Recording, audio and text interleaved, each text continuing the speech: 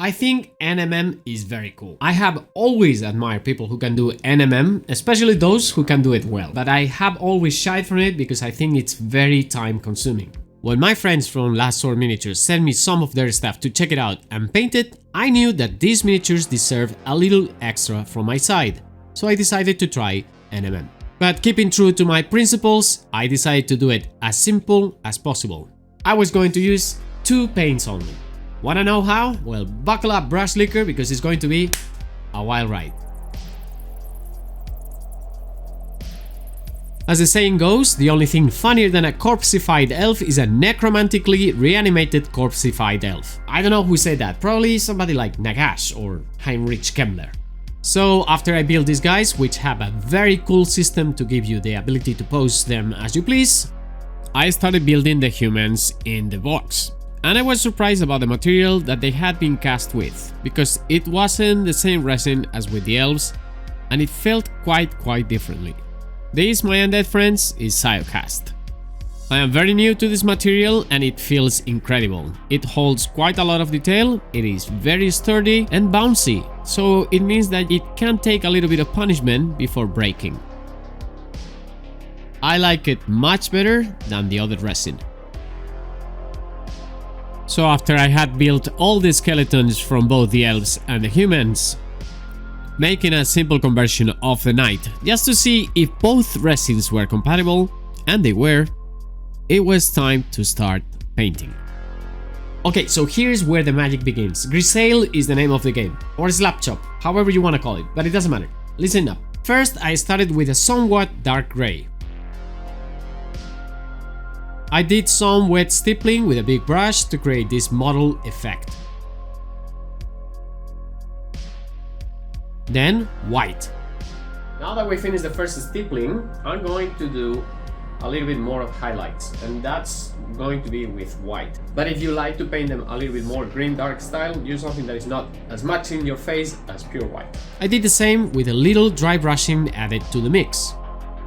This simple procedure is going to allow me to do most of the work with just one coat of contrast paint. Because we still need to paint this fast after all. Once this dries, let's get to the... All the metal areas are painted with one of these 2 paints. Griffcharger Grey for the steel and Nazareth Yellow for the gold. For the metals, I'm going to start using Griffcharger Grey, which has a greenish, interesting bluish hue. It's kind of a grey, but it has more layers, more depth to it than it actually might seem at first sight. This process is one of the most straightforward from the project. You can see I'm not diluting the paint, I'm just getting it straight out from the pot. And you can use other greys as well, like Drakenhof Nightshade or even Space Wolves Grey. Any wash with a remotely bluish or greenish tint to it will do wonders for this. For the areas that I want to look like gold or brass, I'm going to use Nazareth Yellow now. And just like with Griffcharger Grey with its blue and greenish tint, Nazareth Yellow has a little bit of brown, thus creating very interesting tonal varieties, which are absolutely necessary for a good NMM. Next, I'm going to paint the bones. What I'm going to use is obviously Skeleton Horde, because it's one of the most straightforwardly named paints on the contrast range. I'm not diluting it, but notice how I clean the top of a skull and around the eye sockets. Then I can go a little bit crazier just by adding some extra Skeleton Horde to the small indentures on the temples and around the jaw. The clothes and equipment have other colors. For my elves, I decided to paint them in different shades of green, as if they were wood elves.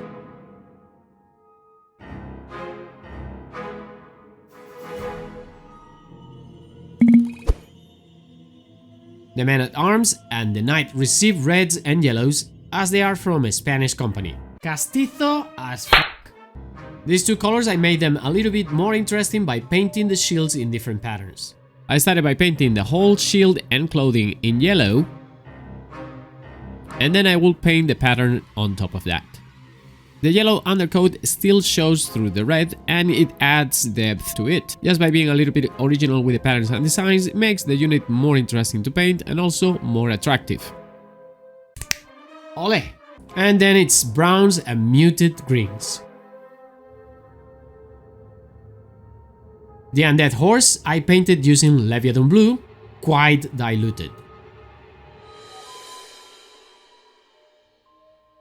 This is the part where we add something very cool and very important with only one paint. White. White will add readability to all the different miniature parts by giving highlights. Now the most important part here is having the right paint consistency and a very sharp brush. For the consistency, making sure the paint is in good condition is paramount. At first, I used my Vallejo white, but there were solid particles in it that made it very unmanageable. I swapped to the Nostalgia 94 white, check this video to see what they are about, and then everything was much smoother. I add water on my wet palette, but I also make sure the paint stays within the bristles of the brush. You can do this by either painting something like your thumb or the inside of your water cup. The idea is for the paint to look like this and to feel like this. To do this. And once that is achieved, it is all about highlight placement. In order to create the right impression, you need to keep to the borders of things. And for the NMM, the key is more or less imagining where light will reflect. That is very technical, to be honest, and getting it right is a whole exercise on its own right. But for a dirty and quick NMM that looks well on the table for playing, not display level, just tabletop, just imagine the following. Right, so the source of the light comes from the top, yes?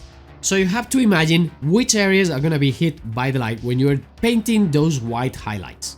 Just wrap your head around that and you're gonna see exactly where you have to paint those white highlights. And that's why the stippling that we did at the beginning is gonna give you the hints to follow that. So with the light source coming from the top, focus the highlights on the borders of sharp things. And then add a light on here, and here, and here.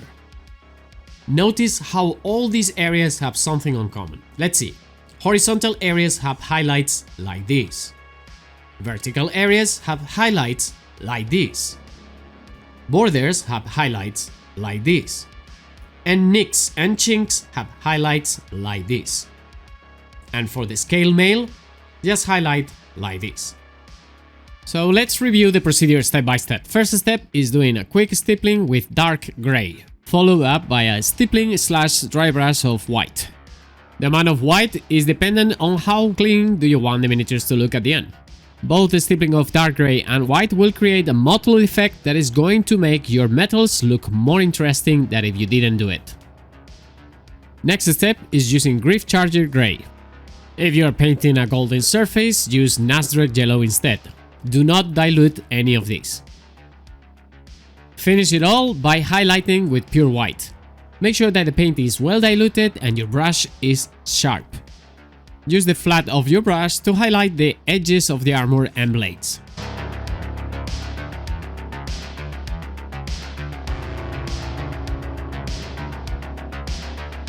If the surface is somewhat spherical, make sure that you highlight the top like this. On the metallic parts, I'm going to highlight a little bit on the top where the light should be hitting it, and making sure that those places where I see like this small dent here, I'm going to highlight underneath.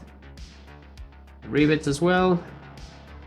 All highlights, nothing exaggerated. It doesn't need to be all over the place. Just decide where the light is coming from. As you can see, the source for me is from here, hitting here, hitting here, hitting here, and hitting here. So I'm following that line, and I'm going to repeat the process everywhere that I see a metallic surface like these ones. A little bit of white only, nothing else. Highlighting with the belly. We're gonna get nice NMM with very, very little work. If the surface is a cylinder, follow the length of it with a highlight. Make sure you highlight rivets, and if there is a chink or a nick in the armor, highlight just the bottom of that. That's it. For the elves, it took me around 15 to 20 minutes to do all the highlights on each miniature. For the men at arms, because they have less metallic areas, around 7. And each miniature took me around 30 to 50 minutes of overall work just to finish them. The horse took a little extra work, but it was so fun painting it that I really didn't care.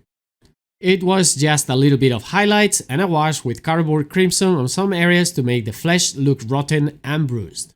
Appease the chaos gods, aka the YouTube algorithm, by liking this video and subscribe to the channel if you haven't done it yet. Remember, my name is Miguel, this is Rush the Wash, where we want you to paint your miniatures fast and easy and have fun doing it. I'll catch you guys in the next one. Un beso. Adios.